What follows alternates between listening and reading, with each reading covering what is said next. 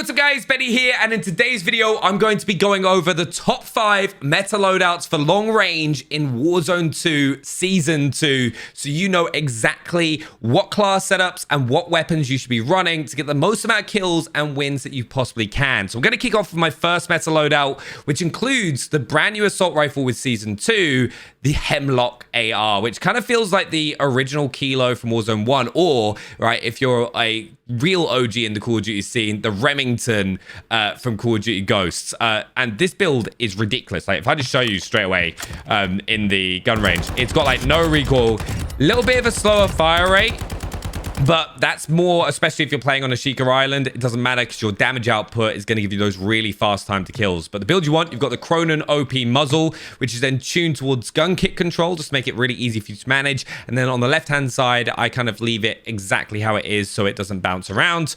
And it's still got a fast ADS. We're then running the Fielder T50 barrel, which gives you damage range, bullet velocity, hipfire accuracy, which isn't really important, but recoil control as well. Those main three, really important. The extra recoil control just makes it really easy to use, but you tune it towards recoil steadiness and then damage range. We've then got the blackout ammo, which is the most interesting and isn't actually tunable. It's the first ammo that you can't tune like in the game. So quite interesting to see. But what it does is means that there's no enemy skulls, so people can't tell where their teammates have died, but also increases damage to give you those faster time to kills. And also subsonic rounds. So like if it's a multiplayer, it wouldn't do anything. It doesn't really matter. It's just the increased damage. You then got the 45 round mag as well. Just so you can take out multiple people. And then the AIM-OP V4 optic, which is kind of the optic of choice in this game rather than the VLK in Warzone 1. And then I just tune that to ADS. And I kind of like the eye position in the middle, but otherwise if you want a little less visual recoil, tune it to far.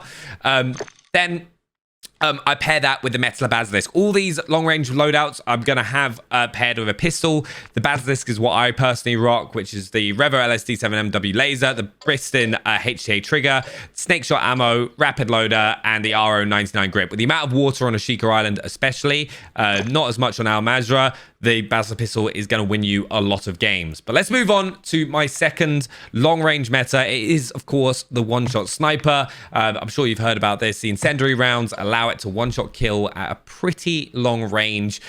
So it's been quite nice, but it's also reminded me of why they took away one-shot snipers, because if this was standard across every sniper in the game like it was in Warzone 1, everyone would run a sniper in this game just because you don't have that ability to slide cancel and kind of make yourself a hard target to hit. But we got the incendiary ammo, of course, which is tuned towards bullet velocity and damage range just to get those one-shot kills better. You've then got the 22-inch OMX barrel, which is recoil steadiness and then damage range once again. The FSS Ollie V laser, which is aim down sight speed and then nothing on the left. You've got the SPX 86.6 optic. Now, I do that because I hate the default optic. And then I tune that just pretty much nothing. You should put a bit of ADS speed on there. I'd made a mistake. But then we've got the FSS Merc stock, which is then aiming idle stability and ADS speed. And then that is the long-range sniper. Once again, paired with the Basilisk. But we're now getting into the interesting part of the video, which is the top 3 meta long-range weapons. I'd say these are the ones that you'd want to run, especially on Al Mazrah for the long-range engagements, and what we'll probably see all the pro players using once we get into custom tournaments and like kill races in Season 2. You've, of course, got the RPK. Did not get nerfed at all, which is slightly ridiculous. We've got the ZLR Talon 5 muzzle on there, which is recoil smoothness and then bullet velocity. We've then got the FTAC Ripper underbarrel, which is just recoil stabilization. I leave the bottom one absolutely where it is. The 7.62 high velocity ammo, which is then bullet velocity and then damage range. The Ollie V laser, which is ADS speed and sprint fire speed, and then the AIM-OP V4 optic, which is just left as it is. But you can, if you want, put a bit of ADS speed just to kind of make it a little bit snappier, especially for Ashika Island. And then the Basilisk, smoke grenades, drill charges. And then for those wondering as well, the perk package that I'm running on Ashika, I run Scavenger, Tracker, Fast Hands, and High Alert. It seems to work best for me because, like, Tracker, honestly, when you're fighting people around all the buildings, it helps so much. Next, we've got the fastest time to kill LMG in the game. And I've got to a point where, look, like, if I'll show you this thing does not move. I am barely controlling this, right? Like, if I tried to control this, like, look how much this does not move. I can keep it on target all day long with ease, and it's the fastest TTK out there.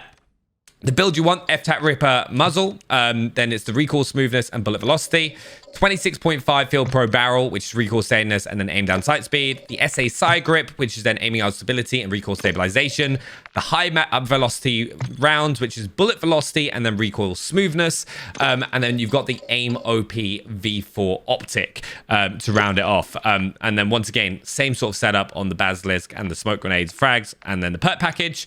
And then we finally have the Sakin MG38. Now, what I would say is this is probably the most like friendly LMG to use out of all of them. Like, if you're just playing and you just like, if you struggle with aiming in Warzone, this is probably what you want to be using. Like, there is no recoil on this at all. There's a little bit more kick on the RAAL that we just looked at, but the Sakin, it's going to have a slightly slower time to kill, but it's definitely easier to use. From a skill curve point, if you struggle with hitting your shots, I would recommend going for the Sakin instead. And then the gunsmith from that, we've got the ZLR Talon 5 muzzle, which is tuned to recoil smoothness and then bullet velocity. Something I'd also recommend is, in this video, go back through, take screenshots of every attachment, like all the attachments if you need them, just so you can tune them. Because sadly, I would love, actually, let me know if you think this is a good idea in the comments, but just like a code so you could share your guns. So you know, like how those lobby codes back in the past in other games, if you could just get like a gun sharing code, and then you could just give someone the code and they could download like your build. I think that would be so good. But we've got ZLR Talon 5 muzzle. You've got the 20-inch Bruin Silver Series barrel, which is then recoil steadiness and then damage range. We've got the FSS Ollie V laser, which is then ADS and then sprint to fire speed. The AIM-OP V4 optics, surprise, surprise. If you don't want to use the AIM-OP and you're running smokes, go for the Holotherm. Great option. But if you also then want to have like a bit more of a long range optic, go for the Schlager 3.4x. I personally think that's the best, like, kind of like zoomed in scope on Al Mazrah. AIM-OP is definitely what you want to be running on Ashika. We've then got the Cronen WL55 underbarrel, which is then aiming idle stability and recoil stabilization.